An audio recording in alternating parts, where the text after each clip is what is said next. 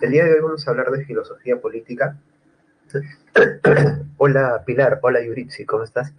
Hola Rey, y no Giancarlo, no era trap, posible. ¿Cómo estás, Sandro? ¿Qué tal, Gala? ¿Cómo le va?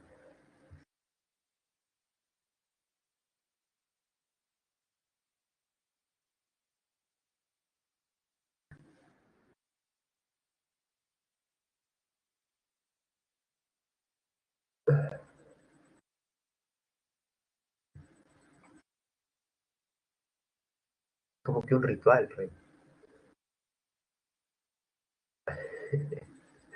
Bien, Giancarlo. Eh, sí, de repente tienen cosas comunes con Bad Bunny. Sí puede ser. Bien, chicos, como les decía, vamos a hablar de filosofía política. Es un tema por demás interesante y lo digo no solamente desde el punto de vista personal, sino creo que hay argumentos para creer que su importancia en cualquier momento de la historia eh, es más que notorio, pero yo diría que en nuestros días, ¿no? De días convulsos donde nos podemos a pensar sobre eh, el papel del Estado, el papel de los grandes poderes alrededor del Estado, nos invitan también a volver los ojos sobre estos asuntos que tienen que ver con la fundamentación del Estado, el papel del Estado y todos problemas, pues, parte de la filosofía política. Bueno, pero ¿qué es la filosofía política para empezar? Obviamente es una disciplina filosófica y diríamos que se caracteriza por su carácter normativo, ¿no? Claro, tiene sus propios cuestionamientos, como toda disciplina filosófica, pero las respuestas suelen ser normativas, y esto es lo curioso de la filosofía política, ¿no? Diríamos que ahí puede tener un cierto punto de semejanza con la ética, solo que los principios, además de discutibles y de sus posteriores conflictividades, vamos a ver que tienen un marco pleno, ¿no? El marco de los hechos, de los acontecimientos sociales, políticos, donde se realiza, ¿no? Esto es algo muy importante. Entonces, la gran pregunta de la filosofía política, de cómo debe ser organizada políticamente la sociedad, me atrevería a decir que viene siendo respondida por los diversos factores que intervienen en materia política, ¿no es cierto?, para observar estos problemas, como pueden ser el Estado, las leyes, las formas de gobierno, la libertad, la igualdad y la justicia. Y bueno, uno diría, pero profe, estos últimos términos, libertad, igualdad y justicia, no son propiamente la ética, sí, pero yo diría que es en el campo de la política donde precisamente se expresan a plenitud, ¿no? Y antes de poder entrar a revisar lo que pensó cada filósofo, qué nos aportó cada filósofo a lo largo de la historia en materia de filosofía política, quisiera pues que también observemos el hecho de que hay una diferencia entre la filosofía política, a partir de lo que les he dicho, ¿no?, con las otras disciplinas de la política, como la politología, la teoría política, las ciencias políticas, que básicamente tienen una calidad descriptiva, ¿no? Y más bien la filosofía política, siendo distinta, además del alto nivel de problematización conceptual, como toda disciplina filosófica, repito, su carácter de normatividad. Bien, eso es algo muy importante dentro de la filosofía política. No lo olvidemos. Entonces, empecemos nuestro recorrido, pues, sobre estas eh, elucidaciones, ¿no?, sobre lo político. Bien, una de las primeras perspectivas interesantísimas de observar es la de nuestro amigo Platón.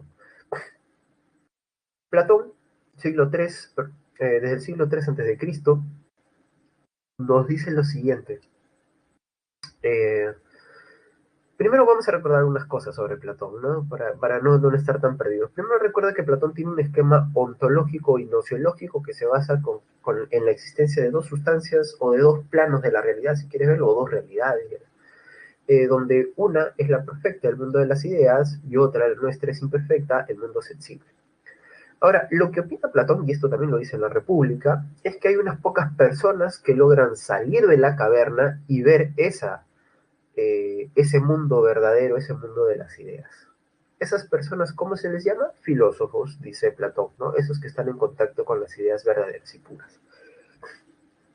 Ahora, en materia política, esto es algo que solía decir un profesor mío, la República es interesantísima de leer porque grafica muchos de los esquemas que hasta el día de hoy tenemos para interpretar las formas de gobierno, pero también las formas en que nos podemos organizar políticamente. Eh, y yo agregaría a este comentario, yo agregaría que también es un texto clásico por el hecho de que nos muestra, no una lista, pero sí una serie de problemas, ¿no? De problemas que son parte de toda comunidad humana, ¿no?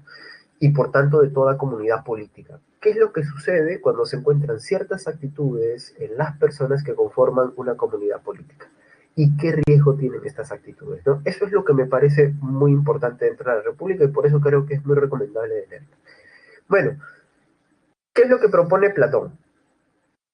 Eh, para empezar, Platón piensa que las personas que deben llevar a cabo la dirigencia y la realización de una comunidad política son precisamente los filósofos, ¿no? Porque ellos son las personas virtuosas, las personas sabias, que ya han visto cómo es la sociedad perfecta, ¿no? En el mundo de las ideas. Ahora ellos van a tratar de realizarla, pero Platón es consciente de que no lo van a lograr. La pregunta es ¿por qué no lo van a lograr? Y la respuesta está en la misma filosofía platónica, ¿no? ¿Por qué no se puede realizar una comunidad perfecta?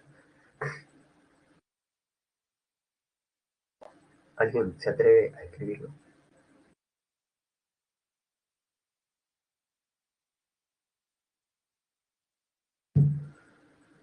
Bien, si nadie se atreve a ver a participar por el chat público, o de repente alguien quiere que escuche su melodiosa voz, también es posible.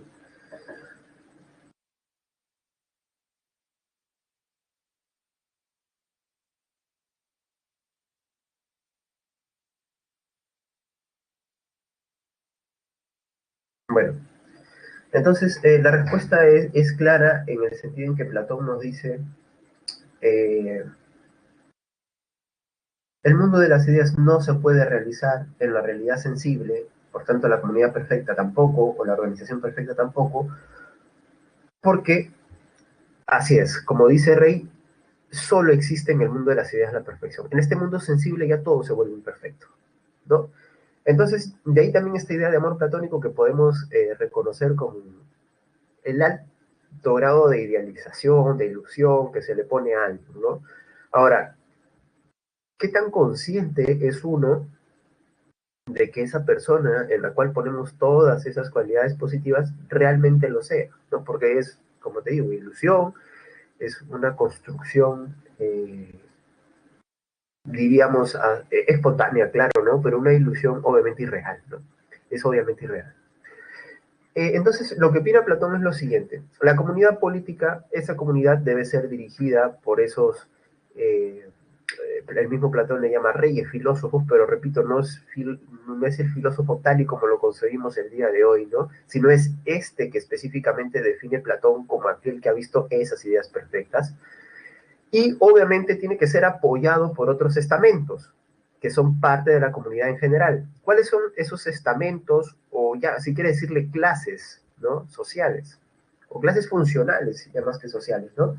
Estarían los guardianes. ¿Quiénes son los guardianes? Aquellas personas que han recibido también un entrenamiento, una educación, sobre todo en música y gimnasia, o sea, fuerza y cultivo de la mente hasta cierto punto, para poder conservar el orden en la sociedad, pero para también defender de los enemigos a la comunidad, ¿no?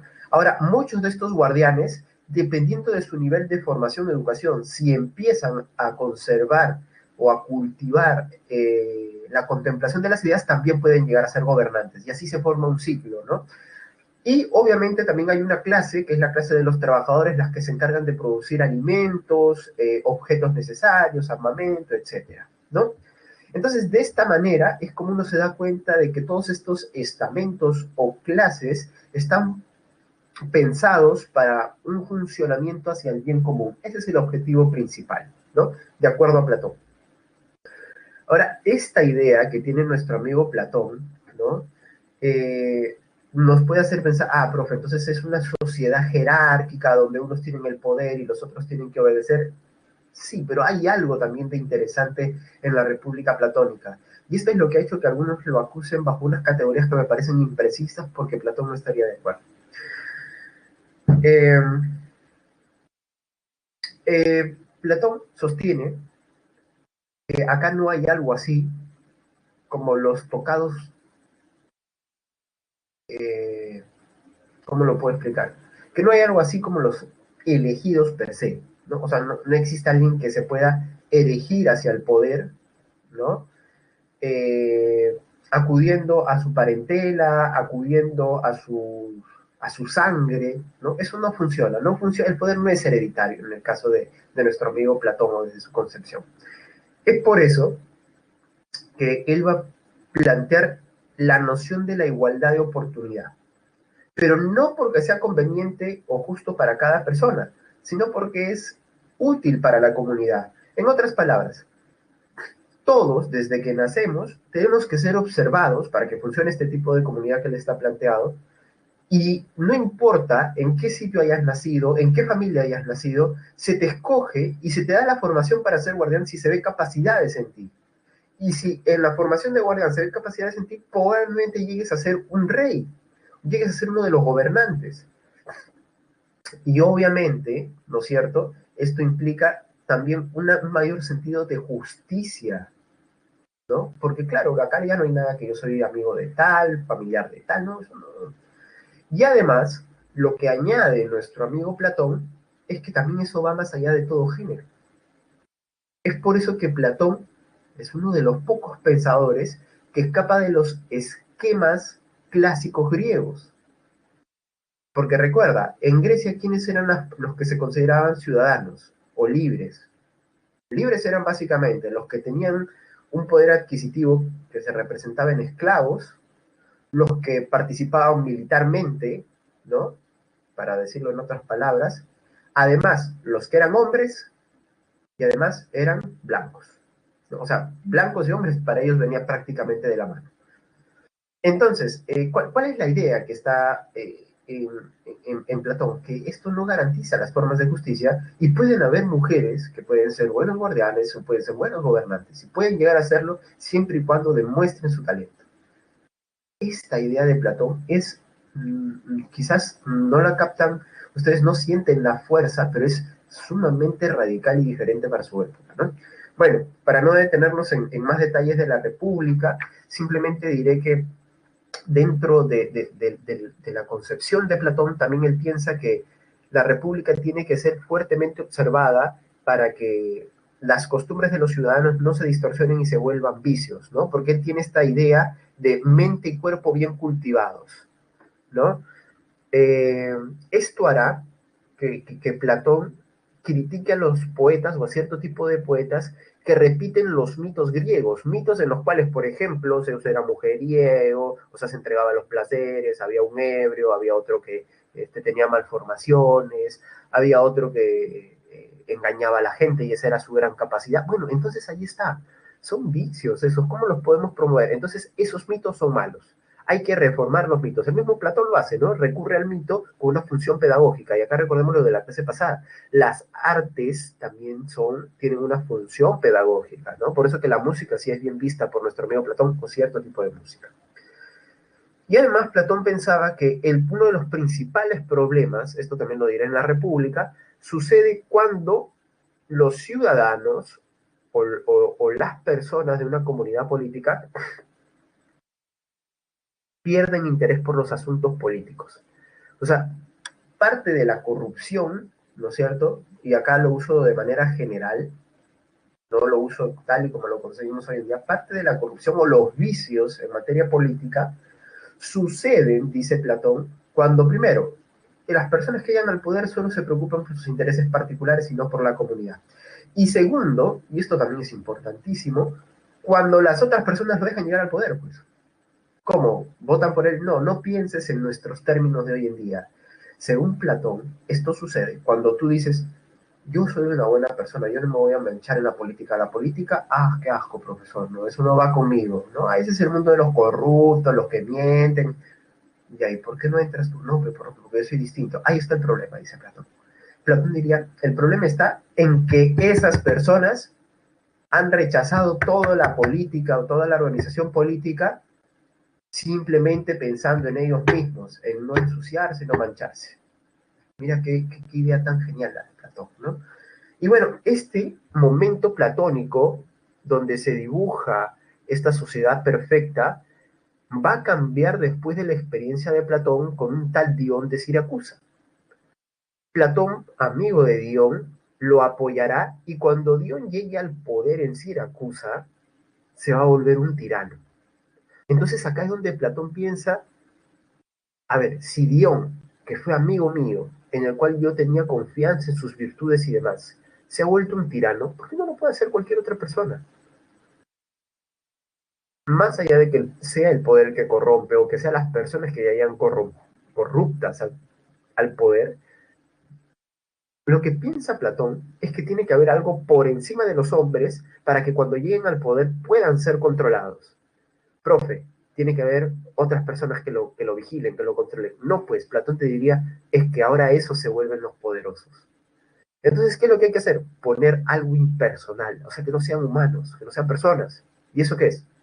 Las leyes y las instituciones. Estas son las que garantizan la justicia y la seguridad de un gobierno, porque los hombres sabios y virtuosos se corre el riesgo de que se vuelvan, son personas después de todo, ¿no? Y este mundo es imperfecto, entonces que se vuelvan, ¿qué cosa? Así es, que se vuelvan viciosos, malos, corruptos, lo que tú quieras. Entonces las leyes deben estar por encima, según Platón. Genial este cambio de rumbo de nuestro amigo Platón, que ya habla un poco más de una versión republicana de Platón, ¿no? Bueno, ahora vamos a ver más adelante en la próxima clase de republicanismo, cuando hablemos de republicanismo en concreto, qué es exactamente el republicanismo y por qué les digo que esta versión es más republicana que la misma versión de la República de Platón. Bueno, Aristóteles,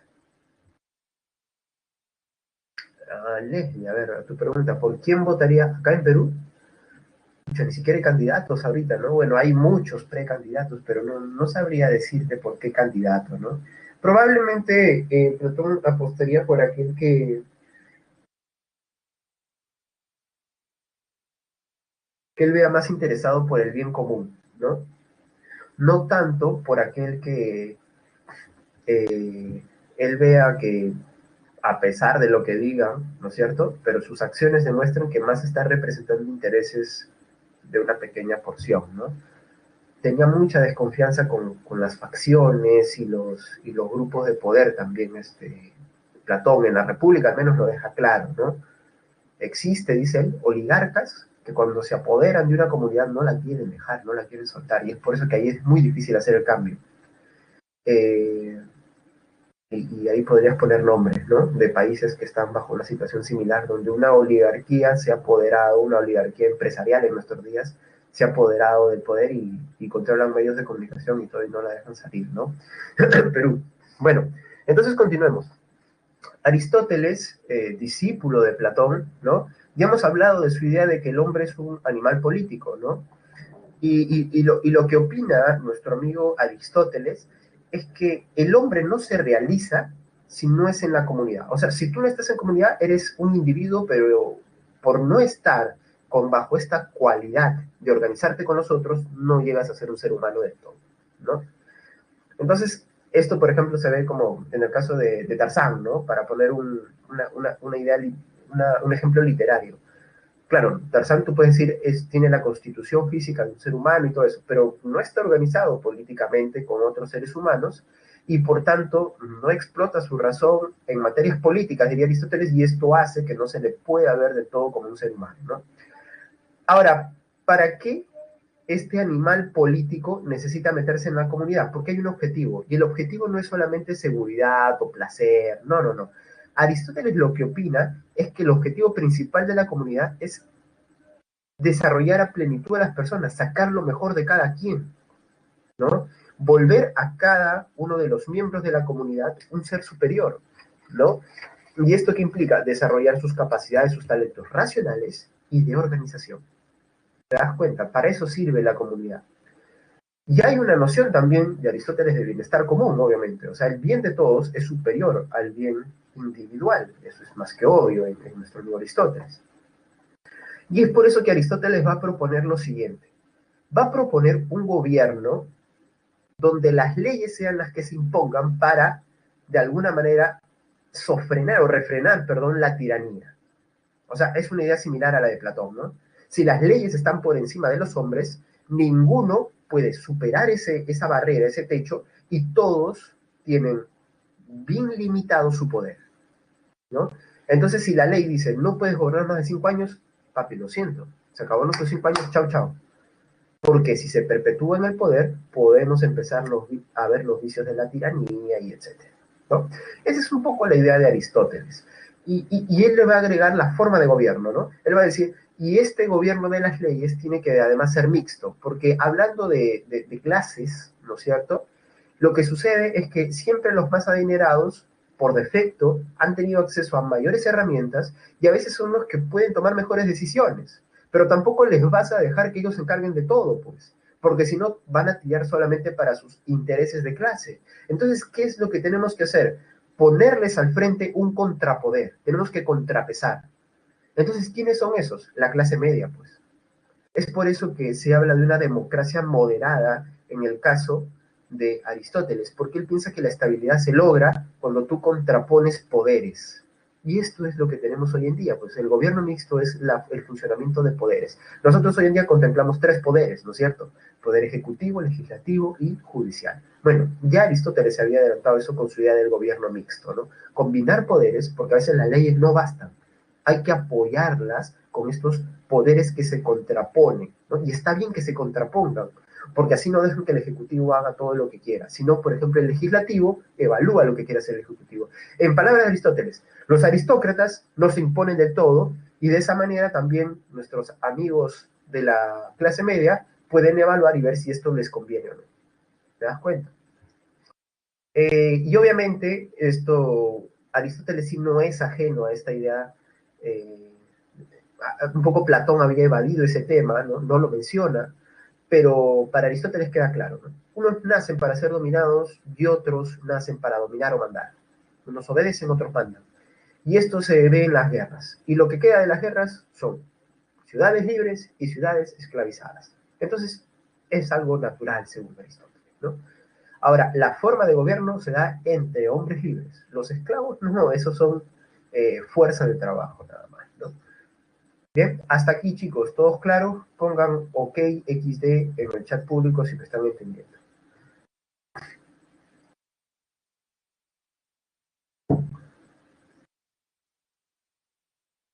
Gracias Rey, gracias Leslie, gracias Pilar. Entonces, siento que estoy explicando con claridad. Gracias Pilar, Ariana, Félix, gracias chicos. Y entonces vamos a dar el salto, miren ustedes, hasta el Renacimiento o al temprano Renacimiento, pero hay que entender que estas ideas de Aristóteles y de Platón ya tienen un adelanto. Algunos piensan que ya hay republicanismo, pero es un adelanto que se va a constituir del todo dentro de Roma. Bien, el caso de la historia romana es que primero, lo que va a ser un imperio luego, fueron un pueblo que se organizó bien militarmente gracias a la existencia de dictadores, tiranos, ¿no? Que fueron la genealogía de los tarquinos, ¿no es cierto? Pero con personajes como Bruto, el Bruto bueno, porque hay un Bruto malo en la historia de Roma, el Bruto bueno, ¿no es cierto?, se constituirá la república pensando que ya no podemos vivir siendo dominados por un solo hombre, ¿no? Una sola voluntad. Entonces, Ahí aparece la República Romana y después de la República Romana, por la extensión del vasto territorio, dicen algunos, se termina volviendo un imperio donde nuevamente se le da el poder a una persona, pero también sigue ahí el cuerpo legislativo, ¿no? Ahora, ¿qué es lo que sucede? Que durante la época republicana surgieron pensadores como Séneca, Cicerón, Tito Livio, ¿no? Y todos ellos dejaron fuentes de inspiración para pensar en un republicanismo como el romano, pero con algunas modificaciones de acuerdo al contexto. Y esto es lo que va a hacer nuestro amigo Maquiavelo. Maquiavelo lee a los clásicos, principalmente a Tito Livio, a Cicerón, ¿no es cierto? Y de ellos tendrá la idea de que la república es la mejor forma de gobierno. Pero antes de llegar a ese punto, hay que explicar por qué ha habido tanta distorsión en torno al pensamiento de Maquiavelo. No, Maquiavelo es un personaje y usamos el término maquiavélico cuando queremos hacer referencia a alguien que al parecer puede hacer cualquier cosa con tal de conseguir lo que desee, ¿no? Esta idea de el fin justifica los medios. Bueno, para empezar ya les adelanto, en ningún libro, en ningún texto Maquiavelo dice el fin justifica los medios. ¿Bien? Esto es importante. ¿Sí? Esto es importante. No lo dijo nunca de esa forma y tampoco era su intención llegar a un planteamiento de esa forma. Claro que lo han distorsionado a quienes les ha convenido, pero antes lo distorsionaron con quienes debatieron con Maquiavelo. ¿Y con quiénes debatió Maquiavelo? Maquiavelo, en su obra El Príncipe, ¿sí? Va a poner una serie de características que tiene que tener el gobernante. Ahora les voy a explicar las circunstancias, ¿sí? Con más detenimiento. Pero en esas características, Maquiavelo dice que el gobernante tiene que ser alguien bueno, es cierto, con buenas intenciones, beneficiar a la comunidad, preocuparse por su patria, por su nación, por su estado, pero no tiene que ser del todo bueno, porque si es del todo bueno, ¿qué pasa cuando se enfrenta con un estratega que es perverso, que piensa en un código que él no piensa porque es demasiado buenito? Fácil, lo derrotan con sencillez. Lo matan, diría Maquiavelo. No tiene oportunidad de vivir en esas reglas de juego. Entonces, alguien sumamente bueno no funciona para Maquiavelo. ¿A quienes no les gustó esta idea? A muchos teólogos de la época que dijeron que pensaban que el buen gobernante tenía que tener las virtudes cristianas, bondadoso, caritativo, generoso, que no cometía ningún tipo de acto malvado. Maquiavelo diría, sí, yo también me gustaría que los gobernantes sean así, pero lamentablemente un gobernante así está destinado a que los malos o los perversos se aprovechen de él o simplemente no lo dejen ejercer el poder, ya sea asesinándolo, o ya sea desterrándolo, o ya sea controlándolo. Entonces Maquiavelo la tenía clarita, ¿no?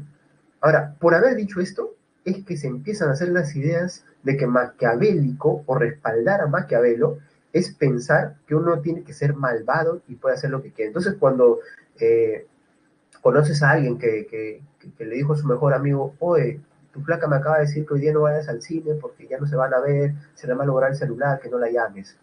Y vas tú, en vez del amigo que es el novio real, y te aprovechas de esas circunstancias, sacas provecho, entonces, oye, tú eres un, qué maquiavélico eres, se suele decir, ¿no? Es por eso que los estudiosos de hoy dicen, maquiavélico es un término desafortunado, lamentablemente sería bonito poder usarlo, pero mejor es hablar de maquiaveliano, ¿no? Para entender mejor la naturaleza del pensamiento de Maquiavelo. ¿Y qué fue lo que dijo Maquiavelo, profe? Dos obras clásicas y principales de Maquiavelo recogen sus creencias y sus pensamientos políticos. En El Príncipe, ¿sí? Maquiavelo lo que va a hacer es construir una obra para un tal Lorenzo de Medici, ¿sí? Y Lorenzo de Medici es alguien que ha sido llamado a ser monarca, llamado a ser príncipe precisamente. Entonces, lo que piensa Maquiavelo es lo siguiente, que le va a dar consejos a este príncipe para que su gobierno funcione. Ahora, ¿por qué el gobierno de uno, profe? Si ya han habido autores que han dicho que el gobierno de uno es peligroso porque lleva a la tiranía. Simple y sencillo. Porque Maquiavelo en El Príncipe está pensando en situaciones precisas. O sea, no es la mejor forma de gobierno siempre, sino en situaciones excepcionales. El estado de excepción, dice Maquiavelo. Así que atentos con esta idea, es muy importante, cáptenla. Por ejemplo, Maquiavelo está pensando, ¿sí?, en la Italia de su tiempo, que todavía no es la Italia unificada. O sea, hay estados italianos, ¿no? Que le llamamos italianos porque compartían costumbres, algunas formas de organización, algunas ideas, pero no estaban unificados. Entonces estaba, por ejemplo, la Florencia de Maquiavelo, estaba Nápoles, estaba Milano, ¿no? Y estas ciudades, ¿no? A juicio de Maquiavelo, estaban, pues, se creían fuertes, pero estaban desprotegidas. ¿Por qué? Porque había una corriente de estados que ya se habían formado afuera y que en cualquier momento venían y los iban a aplastar. En otras palabras, habían dos problemas en esta situación excepcional, según Maquiavelo. Primero, que hay enemigos, fuerzas externas. Y además, no estamos unificados y estamos peleándonos entre nosotros. O sea, también hay enemigos internos. Nuestras propias diferencias o disidencias. Problemas internos, ¿no? Entonces esta es una situación excepcional. Si hubiesen solamente problemas internos, podríamos pensar en otra forma de gobierno, pero también tenemos problemas externos. Entonces, ¿qué es lo que hay que hacer según Maquiavelo? Hay que encontrar una forma de gobierno precisa para esta situación o estado excepcional. ¿Y cuál es esa forma de gobierno? Así es. Esa forma de gobierno es concentrar el poder en un solo hombre, como lo habían pensado algunos griegos, ¿no es cierto? Cuando había un estado de crisis, se le daba el poder a un solo hombre, que a veces se volvía tirano, ¿no?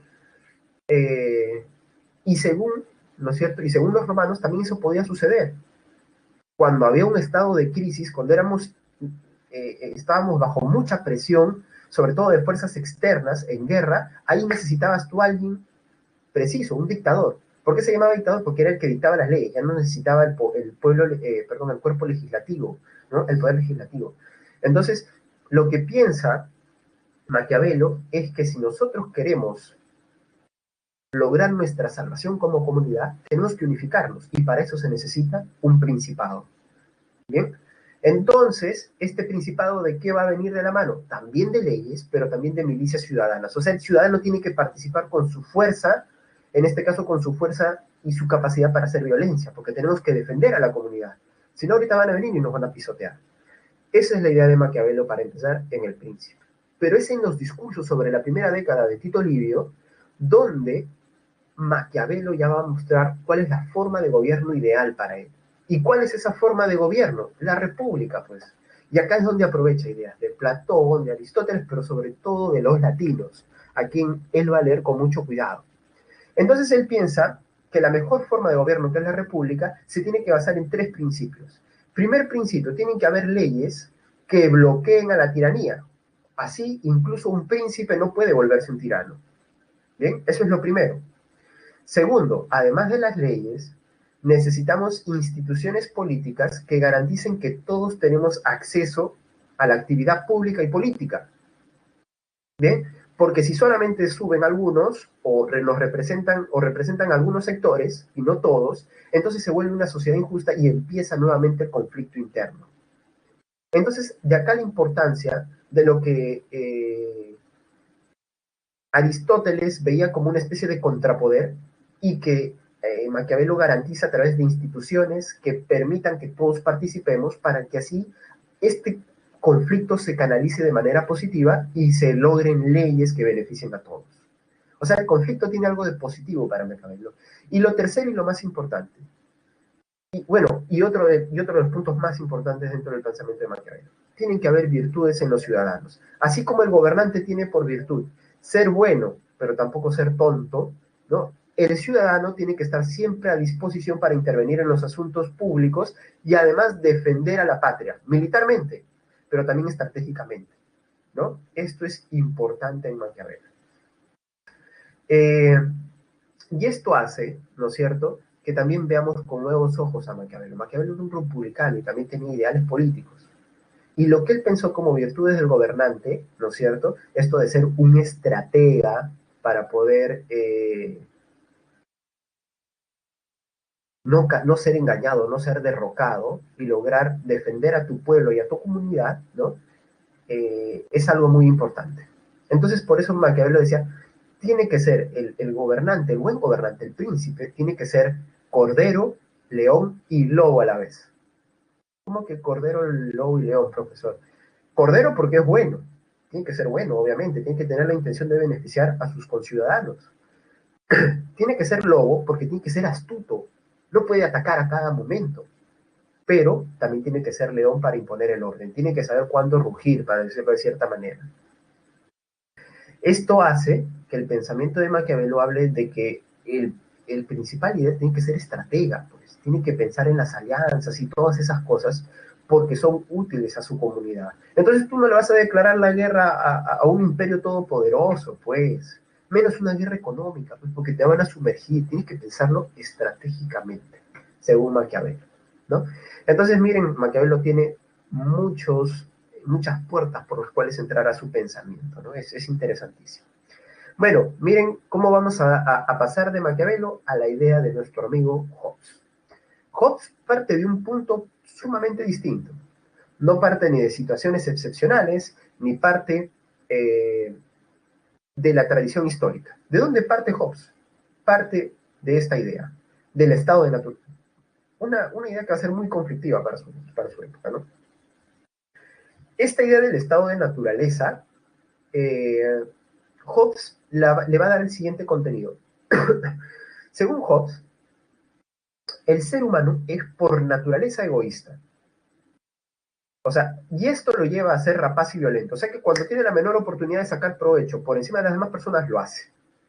Y para graficar esto, él va a poner la idea en una frase en latín que él va a tomar de un comediógrafo: Homo homini lupus.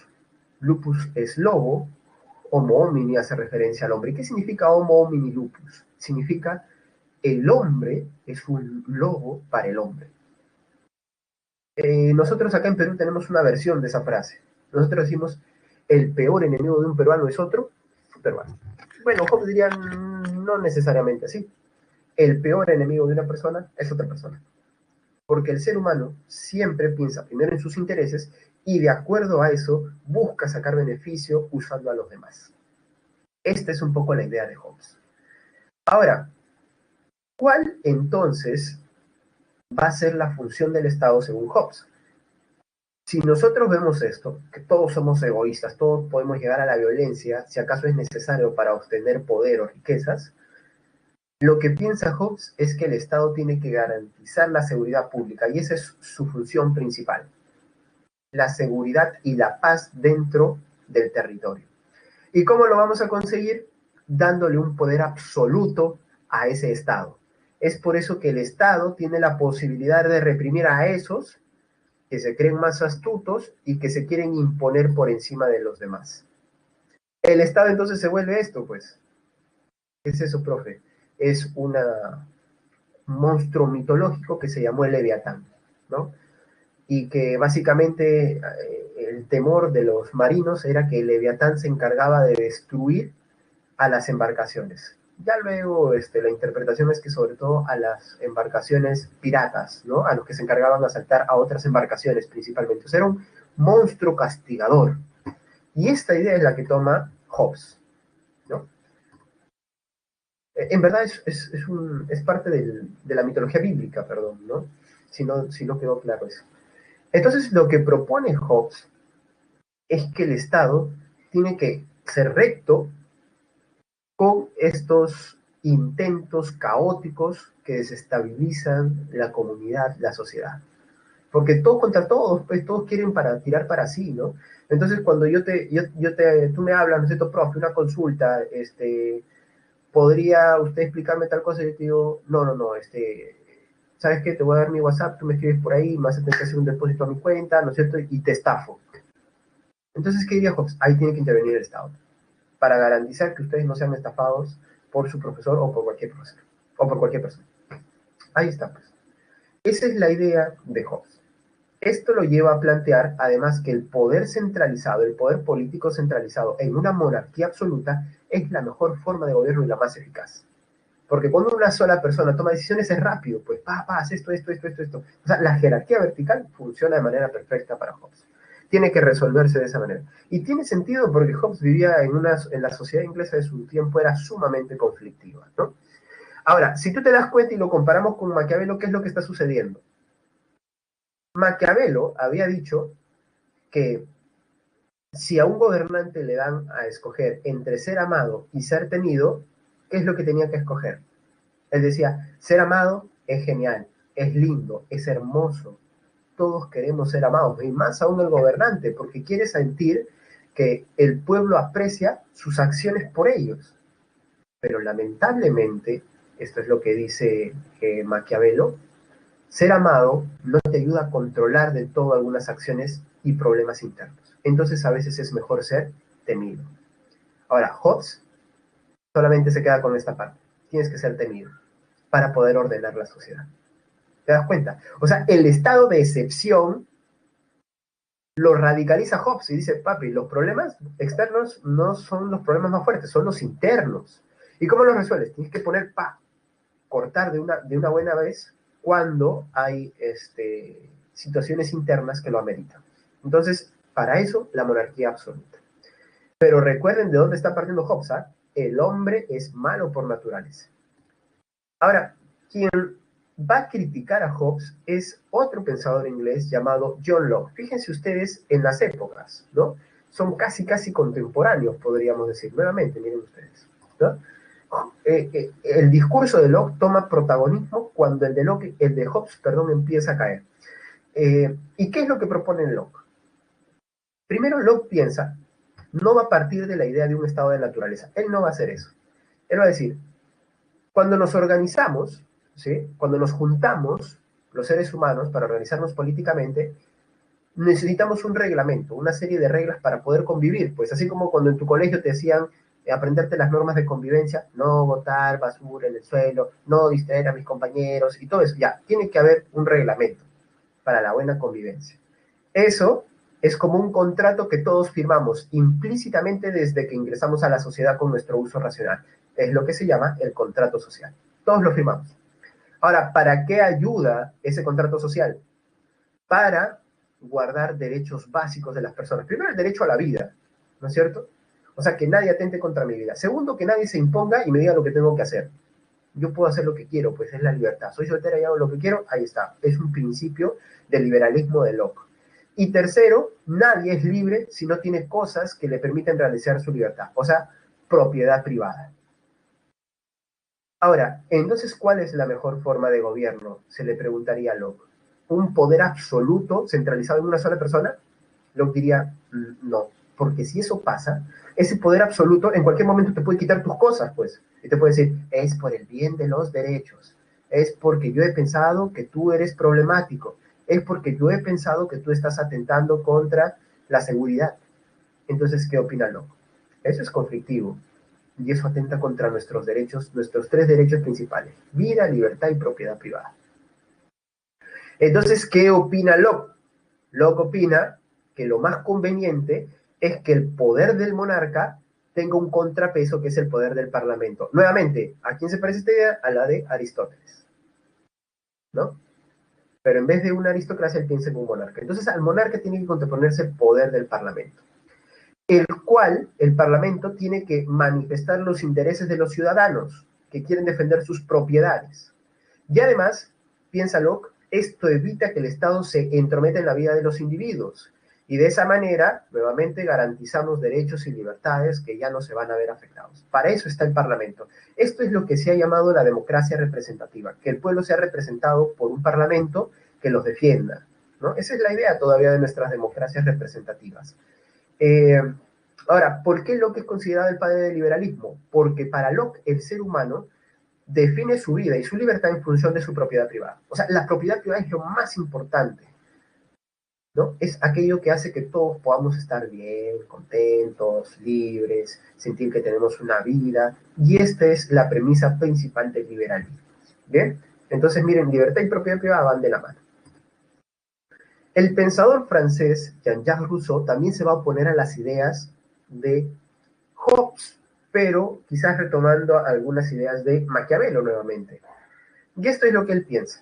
Primero, el ser humano no es malo por naturaleza, todo lo contrario, es bueno por naturaleza. O sea, es la idea del bon sauvage, el buen salvaje.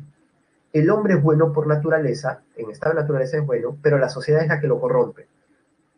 ¿Cuándo se vuelve malo? Ese malo que describe Hobbes, de que se quiere imponer a los demás y todo esto, es porque la sociedad le dice, papi, tú tienes que ser poderoso, tú tienes que tener riquezas. En otras palabras, tú eres bueno hasta que en algún momento te das cuenta de que hay quienes tienen carro o dos carros, casa, una familia, dos familias, tres familias, una empresa, dos empresas. Entonces, oye, pero ¿por qué él tiene tanto y yo tengo tan poco?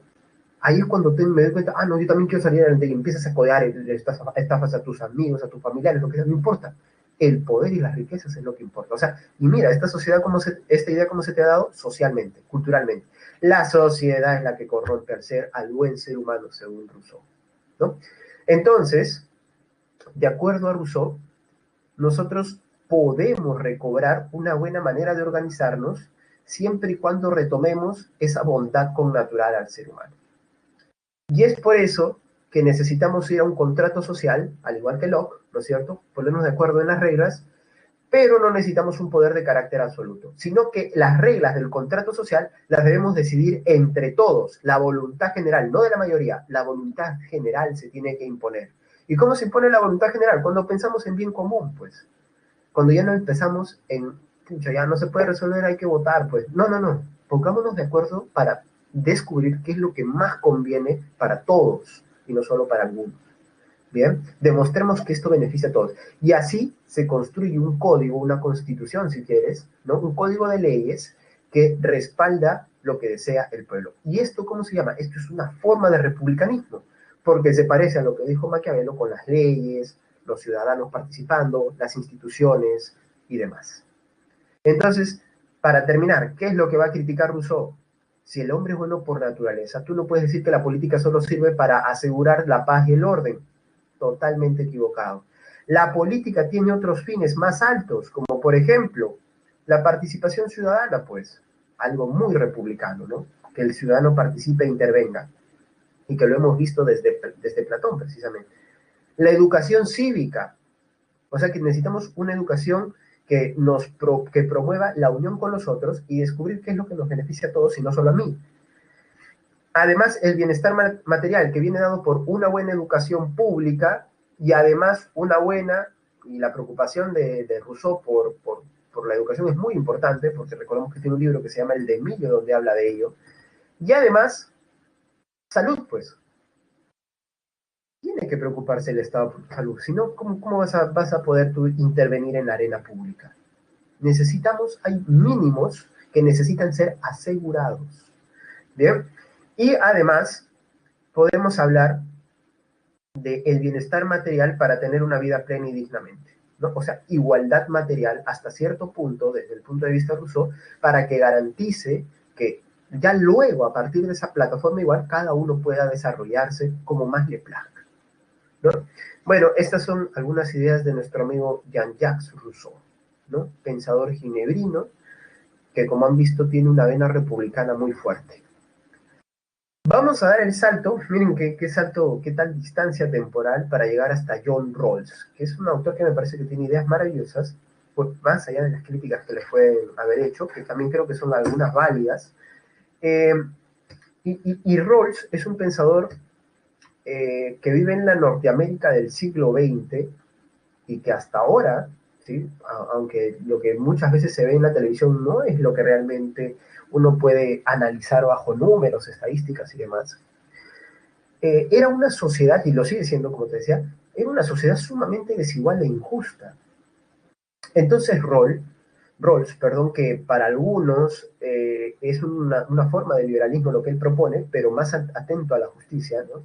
El liberalismo social, llaman algunos, o de justicia social, va a plantear que la principal virtud o el principal elemento de una sociedad tiene que ser la justicia, no puede ser otro.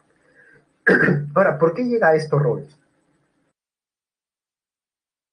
Nuevamente, porque las sociedades donde uno vive, en el siglo XX sobre todo, y hasta el día de hoy en la mayoría, son sumamente injustas y todos perciben una forma de injusticia, pero la gente no se atreve a cambiarlo. Bueno, lo que dice Rawls, no se atreven a cambiarlos los que han sacado un beneficio de la desigualdad. Pero ¿por qué los que se ven perjudicados a veces tampoco quieren cambiarlo? no quieren cambiarlo porque según Rawls ya han asumido un discurso que los poderosos, los que se benefician, les han transmitido. Pero no solamente eso, sino que muchas veces piensan que el estado de las cosas está bien, no hay que tocarlo, puede ser peor, hay miedo. Y para eso Rawls va a proponer un experimento hipotético para que todos nos demos cuenta de que en el fondo todos queremos justicia. Este experimento hipotético se llama posición originaria o la del velo de ignorancia. El problema, dice Rawls, es que en ambos casos, en los que he mencionado, los que se benefician de la desigualdad o la injusticia y los que no lo hacen, tenemos parcialización de los puntos de vista. ¿Cómo evitamos eso? Vamos al hipotético, el velo de ignorancia. Imagina que tú no perteneces a ninguna clase social. Mejor aún, imagina que tú todavía no naces. Vamos a poner el caso de Perú, pero no lo tomen demasiado personal y no piensen que estoy haciendo proselitismo político. Lo que diría Rawls es, si ponemos un velo de ignorancia a todos, ¿qué es lo que haría? ¿Qué es lo que pensarían esas personas? Vamos a hacerles una pregunta clave. Imagínate que tú estás todavía con Diosito, ¿sí? Tú todavía no has venido a este mundo. Vamos a imaginarnos a Diosito también si no eres creyente, ¿bien? Y Diosito te tiene acá al costado y te dice, a ver, cuéntame, ¿a dónde quieres ir? ¿En qué familia te gustaría nacer? Vamos a hacerlo por lotería, ¿te parece? Bueno, ya, por lotería, a ver. Bueno, te va a tocar vivir en una familia en Cusco, en la altiplanicie, o en Puno, en la altiplanicie. Ya, ¿y cómo es eso? Bueno, el Estado casi nunca llega, no hay escuela cerca, no hay hospitales, vas a tener que cuidarte por ti mismo, porque si no... Y hay otro sitio donde sí, sí, claro, hay algunas personas que tienen dinero en la capital, ¿no es cierto? Que ellos sí pueden acceder a salud de buena calidad porque tienen el dinero, pero en la clínica privada y demás. Ah, ¿y por qué no has nacido en esta? Bueno, ya te tocó este bolo, pues en la lotería. Lo siento. Y vas a esa familia. ¿Puedes decir que estás contento? ¿Puedes decir que no te importa ir a cualquier familia? No. Obviamente, es un punto de vista neutral, ¿no?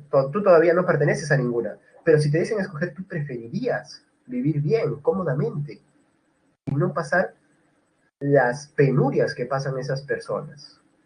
Entonces, ¿qué es lo que piensa Rawls? Si ponemos en este estado hipotético, cualquier persona, ¿qué te va a decir? Es injusto. No me gustaría que haya una lotería y me toque vivir en cualquier familia o nacer en cualquier lado o en cualquier clase. No. Entonces, ¿qué es lo que demuestra? Que todos buscamos justicia, pues. Sino que la defendemos cuando nos beneficiamos de la injusticia. ¿No? Defendemos, perdón, la injusticia cuando nos beneficiamos de ella. Entonces, esta idea de Rawls es, ¿cuándo una sociedad es justa? La sociedad es justa cuando te dicen, papi, va a haber un sorteo, te va a tocar en cualquier familia, ¿y tú qué respondes? No me importa, porque cualquiera de estas familias sería hermoso vivir en ellas. Ya no importa, en una como pues comeré más tubérculos un día, en otra comeré más pollo, no importa. Pero mira qué bien funciona todo para que todos tengamos igual de oportunidad. Entonces Rawls dice, solamente será justo una sociedad cuando no nos importaría nacer en cualquier familia. O sea, es una manera de Rawls de invitarnos a la empatía, pues, pero volverlo personal, ¿no? Volver la búsqueda por la justicia algo personal. Entonces, después de este velo de ignorancia, ¿qué es lo que buscaríamos todos? Todos buscaríamos mejores escuelas, mejor educación pública, hospitales gratuitos y de calidad, casas y acceso a la ley de manera igualitaria, ¿no? Entonces, después del experimento del velo de ignorancia, ¿qué principios podemos afirmar? Dos principalmente. El primero, que cada persona debe tener igual derecho a las libertades básicas. A nadie se le debe quitar una libertad básica, ¿no? Todos tienen derecho a expresarse, a opinar, todos tienen derecho a realizar su vida como les plazca, a tener sus creencias culturales, religiosas, lo que sea. Eso es lo primero. Y segundo principio, y ese primer principio porque es una consecuencia de la justicia, y segundo principio, ¿sí? Es porque las desigualdades que ya existen hay que resolverlas. ¿Y cómo las resolvemos? Primero, hay que dar mayor beneficio a los miembros menos aventajados en una sociedad. Hay que apoyarlos, pues, para igualar la plataforma y que de ahí recién unos puedan hacer lo que más les guste. Entonces no se trata de dar a todos por igual, sino de dar a aquellos que han partido con una gran desventaja. ¿qué culpa tienen esas personas de nacer en una situación de desigualdad? Y de la misma manera, ¿qué mérito tiene la persona que ha nacido con dinero? Ninguno. Él no ha hecho nada, simplemente vino por casualidades, ¿no es cierto? Diríamos, escatológicas, ha nacido en una familia adinerada.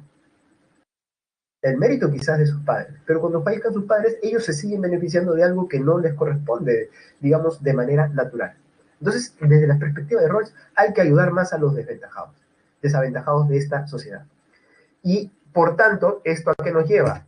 A la segunda parte de este mismo principio. La igualdad de las oportunidades no solamente se ve con esto, de apoyar a los más desaventajados, sino también cuando ponemos los cargos y los puestos públicos al acceso de todos bajo condiciones de igualdad de oportunidades. Tiene que evaluarse el talento y no tiene que evaluarse de dónde vienes, si tienes dinero, no.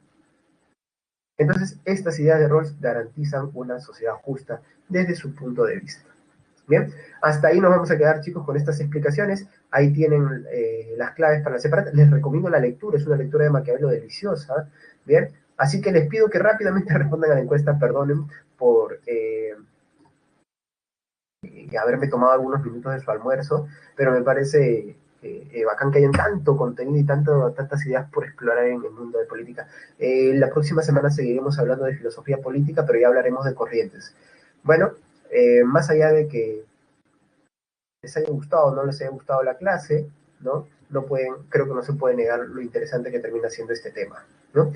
Bien, espero, chicos, que, bueno, es la esperanza siempre de que les haya gustado la clase. Cuídense, por favor, cuiden a sus familias y dense cuenta, pues, de que muchas de las cosas que pasan también por responsabilidad nuestra, ¿no? Aunque sea mínima nuestra responsabilidad, hay algo de ello. Nos vamos a quedar, chicos. Un abrazo por ustedes. Nos vemos la próxima semana y, pues,